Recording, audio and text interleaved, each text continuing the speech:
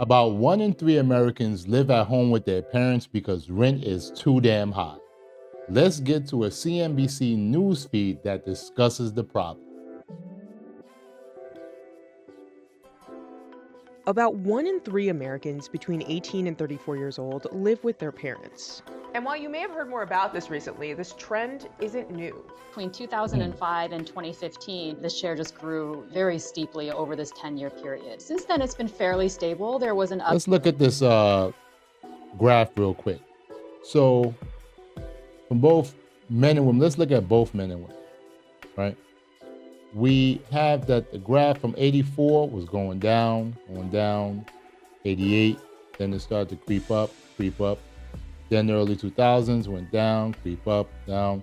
So if we look at like recession periods and stuff like that, it went up a little bit. Like 87, when the stock market crashed, about 25%, it went up. Then it went down, 2000. Then we had the stock market crash, the dot-com bubble burst in the early 2000s. So that went up and it was keep going.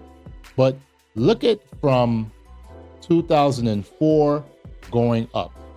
What happened from that time? So if we see all this graph right here, what happened was that you had big money getting into real estate. You had loans like ninja loans, that no income, no documentation loan, no job loans that were going around, and so many people were getting into real estate that should not have never got into it. The problem that we're facing right now in this country, it is too little people, too small of a bunch of people owning so much properties. Now that people might say, but real estate is a commodity, and is that if a person want to own 1,000 properties or 1,000,000 properties, they should be able to. No, they shouldn't be. I'm just going to be honest. There should be a law that limits the amount that any corporation, any person can own. And the reason being is that if you don't have that type of law, you have situations like this where young people don't want to leave the nest because they can't leave the nest. That's what you have. Now, I don't know. I know Uncle Trump is a real estate person, and that's one of the main things that I don't like about him, because I know that he's going to do what needs to be done to prop up real estate, and it's going to be even more unaffordable. But Harris had no plan either. None of them had a plan. So it was like, you're damned if you do, you're damned if you don't. uptick, of course, during the pandemic. In the wake of the pandemic, those rates of parental co-residence are now about where they were right before. Part of the reason we see this escalation of young adults not leaving the nest or returning to the nest is this idea that it was harder and harder for them to weather shocks. Nearly 30% of Gen Z said they would like to save, but don't make enough money. And roughly 2 in 5 millennials and Gen Z adults feel it's harder to build financial wealth now than when their parents were their age because of the economy. 27-year-old I would definitely agree with that. In New Jersey. I agree with that. When I was, well, let me say this. When I turned 17, I got my first job, full-time job. I was making $6 an hour. Minimum wage at that time was $5.15. And it was hella hard to save back then. Now, I was able to save a little bit because I'm living with my parents and everything. And I would suggest that people don't move out so fast. But still, if you're living with your parents, save up some money. You don't need to hang out with your friends all the time. You don't need to go to clubs. You don't need to go drinking. You don't need to go partying. You can do that when you're older in life. Set yourself up now so that you can have a great future tomorrow. Since she graduated college in 2019. I saw all of the money that I was saving, and I thought maybe I should stay home for a little bit, and I didn't feel an urgency to move out. Not everyone is enthusiastic about this trend. You guys are making 6 figures together. You can't tell me you can't afford a house. They spend their money. Oh, yeah. 36% of Americans said in a 2022 survey that more young adults living with their parents is bad for society. So here's why young Americans are choosing to live with their parents. Could it be? And what the Let's implications are for the U.S. economy. My name is Victoria Franklin. I am 27 years old, and I live in my childhood home with my mother and my boyfriend. Victoria graduated from the University of Miami in 2019 and moved in with her mom when she was looking for a job. After I saw the Look cost at of that living. big ass house. In 2019 and moved in with her mom when Look at this. Look at that beautiful Home Alone type house. Like, who would want to move out? I wouldn't. like, shoot, Mom Dukes, listen, I'll help you out, and this, that, and third with the little bills and stuff. But no, I'm not moving. I don't blame her. The only thing is that the man really shouldn't be living with his girlfriend like that, because you know how it is. Sometimes women can be a little bit finical and stuff like that, and then they'll call you out your ass if you do something and be like, this is my house, mother effer, my house. And you'll be like, damn, baby girl, I help with the bills too. And she'll be like, she don't give a damn. She don't give a damn, and she'll kick you out on your ass cheeks, possibly in the dead of winter with garbage bags, and you looking like flipping the Monopoly man and stuff like that when he's broke, and you like, damn, yo, I did all that. So men, you gotta be real careful about that. Be very careful and wary about moving in with the woman and her mom, because now that's 2 women. Oh no. Listen, I did that before when I was younger. I will never do it again. Hell no. Either we move in together in our own place, or you move in with me. Hell no. She was looking for a job. After I saw the cost of living and things like that after I graduated, that maybe I'd be home for about a year. More than half of Gen Z adults say they don't make enough money to live the life they want due to high cost of living. I ended up bartending and waitressing until October, where I got my first offer, so it did take a little bit longer than I expected. Currently live at the Jersey Shore, and I was commuting into New York City, which takes about... Yes, I live in New York City, the tri-state area. Hella expensive, but the homes are beautiful. I figured that. How did I know that they had to be from the tri-state area? Because I know how people talk. We talk hard. We talk hard and tell it like it is. When I was a bus driver, I traveled around. I traveled in Staten Island. Staten Island is notorious. Staten Island notorious for Italians that would tell it like it is. And with Ozone Park, Howard Beach, man, shoot. 2 hours each way. And I thought, in 6 months or so, I'll move into the city, be closer to the job, and the pandemic threw a wrench in those plans. Wow. Victoria now works a fully remote job, which she says she probably wouldn't have if it weren't for the pandemic. Without That's a commute good, to worry about, she was able to stay at her mom's for longer. It's a lot harder for young people today to save up for, markers of the American dream than it was for previous generations. Part of the reason we see this escalation of young adults not leaving the nest or returning to the nest is this idea that it was harder and harder for them to weather shocks. And so, for example, if they suffered a layoff or they suffer some sort of health shock or they got in a car accident, if they didn't have any additional credit to weather that shock, they would end up moving back home. The financial stability of young adults, their ability to pay for things if they got into an emergency, was one of the big factors influencing whether or not they were living on their own or living with their parents. A significant number of Gen Z adults and millennials lack emergency savings. In fact, 46% of millennials and 32% of Gen Z have more credit card debt than emergency savings. That's sad. That is sad.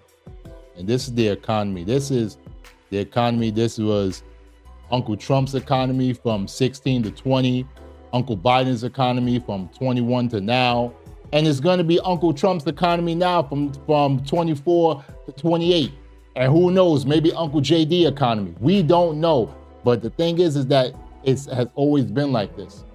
And the sad thing about it is that we don't really hear a lot of solutions to these problems that America is having. We just hear, well, I'm going to do this, I'm going to do that.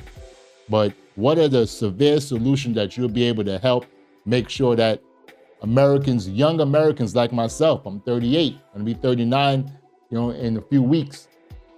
What are you going to do to truly help us to make sure that we'll be able to do what needs to be done?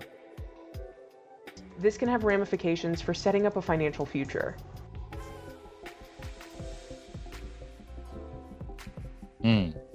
Roughly 1 in 4 Gen Z adults say housing costs are one of the biggest challenges to financial success. The prices of homes has escalated over the last few decades much faster than actual incomes. That's so true. It is actually much harder for a millennial or a Gen Z to save up for a down payment to buy a home. And that's something that bears out in the data. The pandemic did have a lot to do with it. I saw how much I was saving and I was like, maybe I shouldn't be paying, upwards of $3,000 a month and making somebody else richer when I could stay at home, save that money, and spend it on where I want to spend it. Well, yes, I would have said that instead of just spending it on what you want to spend it on, you could have invested that money. And I hope that she did. I hope that she put her money in the stock market, dividend-paying stocks, dividend-paying index funds, ETFs, whatever, because for the simple fact that to make someone rich, and like I said before in the video, we have a serious problem where you have so many people owning properties and renting them to others, and they're jacking up the rent. And instead of having younger people being able to buy a home at an affordable rate, you're gonna have that because you got homes that's so dang on expensive. The average home in America right now is about $430,000 to $450,000. And in Jersey, especially, I don't know what part of Jersey, but depending on the part of Jersey, where that nice house is, that house is probably at least 7, 8, maybe even $1 million. Okay, so we have to think about, like, it's crazy. So how are you going to even be able to afford it, especially with interest rates as high as it is right now? Interest rates is hovering a little bit over 6%. So if you got $1 million house, you're looking at from the mortgage payment plus property taxes and insurance, you're probably looking at close to a $7,000 payment. That's crazy. That is ridiculous. And there's a reason why a lot of young people are saying, nah, I'd rather just stay at home, help Mom Dukes with the property, help her out, buy groceries, do what I gotta do and make my moves. Now, I just don't agree with the man moving in with her. But then again, this is the way the new thing is. If it's working for them, I love it. They love it. I'm happy for them. Good job. Between my job and my bartending and waitressing, I make anywhere from $85,000 to $95,000 a year. I would say about 40 to 50% of my salary is going right into savings. My mentality is why rent and give my money to someone else when I can start to own. And so a big chunk of that money is going to go towards a down payment on a house. Young adults ages 25 to 34 in high cost of living areas are more likely to live with their parents. Nearly 26% of young adults in New Jersey were living with at least one of their parents in 2022. The median household income in Oceanport, New Jersey, where the Franklins live, was nearly $133,000 in 2022. Oceanport is hella expensive. Hella expensive. Beautiful homes, but hella expensive. While the median value of a home in the region was around $644,000. My dad built this house for $350,000 and her pops built the house. Amazing. Amazing. Wow. Amazing. That's amazing. Was making probably $10,000 to $15,000 less than I was. My mom wasn't working at the time, and they were able to afford a $350,000 house on a $70,000 a year salary with a son. And that is just, that's not even the American dream anymore. That's not even possible. Facts. Also, you got to understand that at the time, and I'm not sure when they built the house because she didn't disclose that, but let's say they built the house 20 years ago. Let's just say that, right? 20 years ago, the property taxes in that area of New Jersey was probably a quarter of what it is now.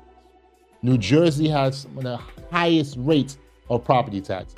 You have New Jersey, Illinois, California, a lot of them blue states, property taxes hella crazy. So if he built that house, let's say 20, 25 years ago at $350,000, and let's just say the house is now paid off, of course you're gonna be saving a whole heap of money. Even if you take out a little bit of equity, you're still gonna be saving a whole heap of money because all you gotta worry about is paying for maintenance and property taxes and insurance. You don't gotta worry about paying a large mortgage.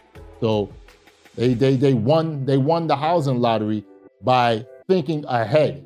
But the problem is young people like her, like me, we can't really do that. Land is hella expensive. Then you're talking about the labor to build a house hella expensive.